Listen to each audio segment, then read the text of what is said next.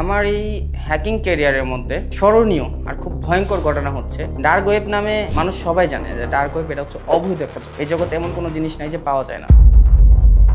যত রকমের ড্রাগস, যত রকম বৈধ অস্ত্র, যত পার্সোনাল ডাটা সব কিন্তু আমাদের ডার্ক ওয়েবের মধ্যে জমা রাখে। এই ডার্ক ওয়েব কিন্তু সবাই ব্রাউজিং করতে পারেন। আমরা সাধারণত ক্রোম যেভাবে ব্রাউজিং করি, আমাদের ডার্ক ওয়েবটা কিন্তু এভাবে ব্রাউজিং করা হয় না। ডার্ক ওয়েবে আমরা .com ইউজ করি, আর যে আমরা ডার্ক ওয়েবে যখন ঢুকি, আমরা ফোন দিয়ে ঢুকি বা যেটাই আমরা কিন্তু ব্রাউজার ব্যবহার করতে, একটা টোটো নামে একটা ব্রাউজার আছে, সেটা দিয়ে আমাদের ব্যবহার করতে হয়। তো আমরা যখন আমাদের টিম নিয়ে যখন আমরা হচ্ছে ডার্ক ওয়েবে কাজ করি, কাজ করার সময় আমরা একটা লাইভ শোটা হচ্ছে এরকম, তারা হচ্ছে মেয়ে নিয়ে আসে। তো মেয়ে নিয়ে আসার পরে আমরা যেমন সরাসরি যখন আমরা একটা সিনেমা হলের মধ্যে আমরা যখন লাইভে বসে থেকে দেখি, টিভিতে পর্দায় বা মুভিটা সারে সেটা আমরা দেখি, ঠিক এরকমই ওইখানে দর্শক আর দর্শকের সামনে তেমনি মানে দেখাচ্ছে তারা যে দর্শকদের মনোরঞ্জন করার জন্য এই মেয়েটা নিয়ে আসছে। এখন এই মেয়েটাকে আমরা কিভাবে আপনারা বলেন, মানে দর্শকদেরকে প্রশ্ন করতেছে যারা এটা উপভোগ করে। আমরা তো হুট করে ঢুকে গেছিলাম টাকা দিয়ে, যে আসলে এটার ভিতরে কি হয় দেখার জন্য, কৌতূহল বসত যে মানে এরকম কাজ করতে, এরকম নির্যাতন করতেছে যে একটা গরু জবাই করলে বা একজন মানুষের গায়ের চামড়া যেভাবে খুশি ফেলে, সেম এরকম ভাবে মানে করতেছে। তো যখন আমরা এগুলো দেখছি, এগুলো দেখে যখন আমরা এটা নিয়ে রিসার্চ করছি বা আমরা যখন ওদেরকে অ্যাটাক দিছি যে এই জিনিসটা করা যাবে না, ফলে কি হয়েছে, আমার ফ্রেন্ডের একটা মেয়ে ছিল 3 বছরের, 5+ স্টার রেটিং প্রাপ্ত দেশের সর্বোচ্চ বিদ্যুৎ সাশ্রয়ী ও eco friendly Walton AC, Walton air conditioner, smart comfort এখন নেক্সট লেভেলে।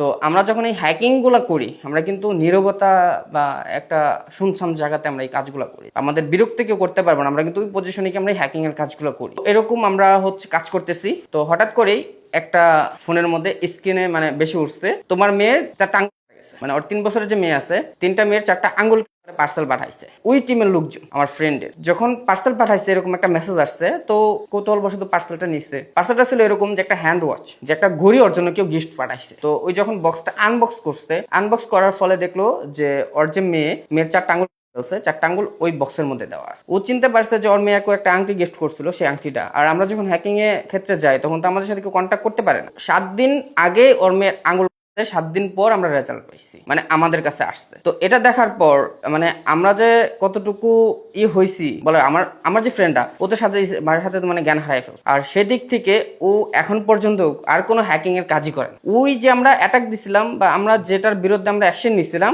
ওরা কি করছে, লোকজনের মাধ্যমে ওর মেয়েকে কিডন্যাপ করা, ওর মেয়ের আঙ্গুল ফেলছে, আঙ্গুল নিয়ে আবার ওটা গিফট করছে, প্লাস ওয়ার্নিং দিয়ে দিছে যে নেক্সট টাইম যদি তুই আমাদের বিরুদ্ধে কোনো কিছু করতে যাস, তাহলে এর ফল ভালো হবে না। এটা কিন্তু ডার্ক ওয়েবের কথা বললাম। তো ডার্ক ওয়েবে এরকম কাজ হয়, যেটা নাকি মানুষের কল্পনার বাইরে। আর আমরা সাধারণত আমরা যে ব্রাউজিং করি, আমরা যে নেট ইউজ করি, ধরেন হচ্ছে আমরা 1 কেজি সবজি কিনছি, তার থেকে 50 গ্রাম নেট অল বিশ্বে ব্যবহার করতেছে, 50 গ্রাম।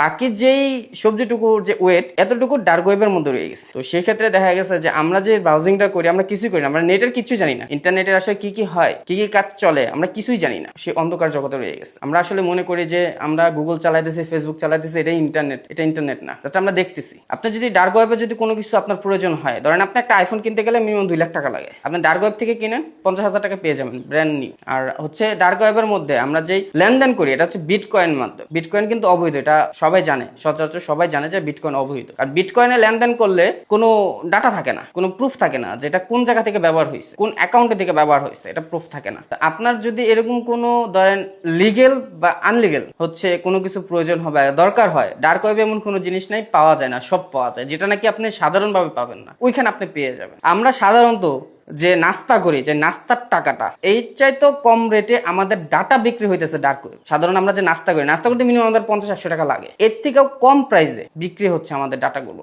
এনআইডি থাকে, পাসপোর্ট থাকে, এগুলো আমরা পিক আপলোড করি অনেক সময়, প্লাস আমরা যে ব্রাউজিং করি, যে হিস্ট্রিগুলো আছে, এই ডাটাগুলা সবকিছুই আমাদের ডার্ক ওয়েবের মধ্যে বিক্রি হচ্ছে। এই ডার্ক ওয়েবটা মূলত ক্রিয়েট করা হয়েছিল সেনাবাহিনীদের ক্ষেত্রে, মানে তাদের তথ্য আদান প্রদান করার জন্য। এক পর্যায়ে দেখা গেছে যে এটার মধ্যে হ্যাকারদের আনাগোনা এরকম হয়ে গেছে যে তারা পরে এটা এখন বর্তমান হ্যাকার এটার মধ্যে রাজত্ব করতেছে।